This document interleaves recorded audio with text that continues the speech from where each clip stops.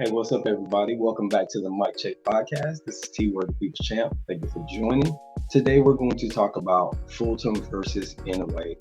From what I can tell, this is a pretty popular topic on this channel. So I want to give a little bit more information and see if we can continue the discussion further in the comments. So up to this point, Stephen Fulton has acquired two belts at 122 pounds, super bantamweight, and Naoya Inoue has acquired four belts at the bantamweight division, making him undisputed. Now, including those belts for both champions are the WBO championship. There's a super championship for Inoue, and there's a regular WBO championship for Stephen Fulton. Um, there's been a lot of conversation about these two potentially getting into the ring very soon. Inoue did have some struggles on the scale before his last fight, so he's been considering moving up to 122 pounds. And the first thing he'd like to do is use his super champion status to enforce a mandatory competition against Stephen Fulton. But something that's not been discussed or vetted out fully is what it's going to take for that to happen. So, when you become the super champion in the WBO, you're able to move down or up a division as long as you officially notify the WBO of your intention to fight the champion at the higher or lower weight class, and then they'll go ahead and mandate a challenge between the two of you or a fight between the two of you. So in this particular case, Inoue needs to do one thing and then another will happen. At this moment, he's not the mandatory challenger for Steve Fulton. He is actually simply the WBO Super Champion at 118 pounds. When he officially notifies the WBO, he'll be placed into a mandatory situation, and then Fulton will need to make a decision on whether or not to fight. So part of the conversation that's been had throughout the comment section and across other videos on YouTube is that Fulton has to decide that he's going to fight Inoue right now. And in actuality, he doesn't. And realistically, there is no fight to be had, especially the main reason they're going to be fighting is because Inoue's a super champ, Fulton is the champion at the next division. That will give a reason for them to go ahead and have a competition. Fulton has already expressed interest in rematching Brandon Figueroa, but he's going to need to do so on the WBC card at 126 pounds to challenge for an interim belt that could become a full title if current champion at 126 pounds, Ray Vargas, is to win a vacant belt and move up to 130.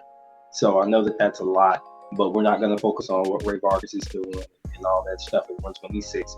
The idea is that Fulton wants to remove any doubt that he beat Figueroa in the ring, and I assume that he's not going to trade shots with him. He's expecting to just outbox him for 12 rounds, and I think he has potential to do it because Figueroa is a bit flat-footed, and Fulton can move. He's very slick.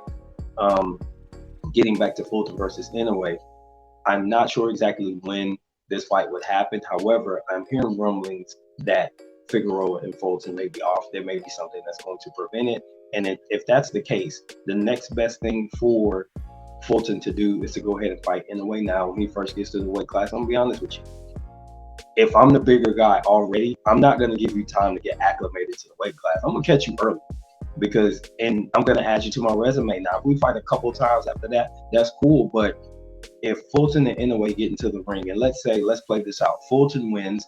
He's going to have his two belts. He'll have defended once against Inoue, and then he'll be in line to wait for the winner of MJ versus Palace for the other two belts, which is the IBF and the WBA. So that will be an undisputed challenge, and whoever wins, more than likely, they will get in the ring with Fulton to settle undisputed at 122 pounds. Now, let's say Inoue wins, then he's going to be in line because I think he's going to get an opportunity to get both belts because he's coming up with four belts. So I think the WBC might be willing to go ahead and say, hey, we're going to throw in on this title match so we can get them sanctioning fees, and we'll have a new WBC, WBO champion. The other possibility is that only the WBO belt is on the line because he is a mandatory challenger, and you'll have a WBO champ, a WBC champ, and then a unified champ in MJ or whoever wins that fight. So there's a lot of different matches that could play.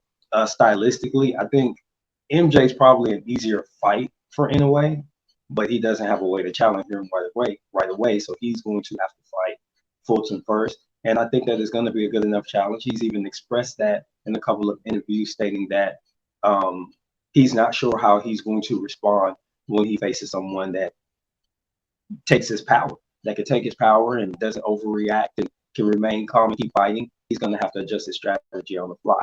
He's expressed this himself in a couple interviews. From Fulton's side, he's kind of downplayed what he expects from Inoue, but he must be very alert and aware of the power that he's going to face. This guy's coming up from 108, but he's cracking, and he's cracked at every division he's fought in. So he needs to be very careful what he's saying, and then he needs to be careful what he does in the ring.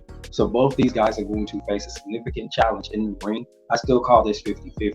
I'm not swayed by the legend of the monster, and I'm not overly hyped by a slick boxer simply being able to move around and just outbox a guy with power. Because at some point, they're going to catch you. You can't run for 12 rounds, and you shouldn't run for 12 rounds. So at some point, you're going to have to taste the power, and you need to make sure your chin is intact. If you're draining weight, that might not work in your favor. So I'm curious to see how this plays out. Would love to get your thoughts. This has been T-Word for the Mike Check Podcast.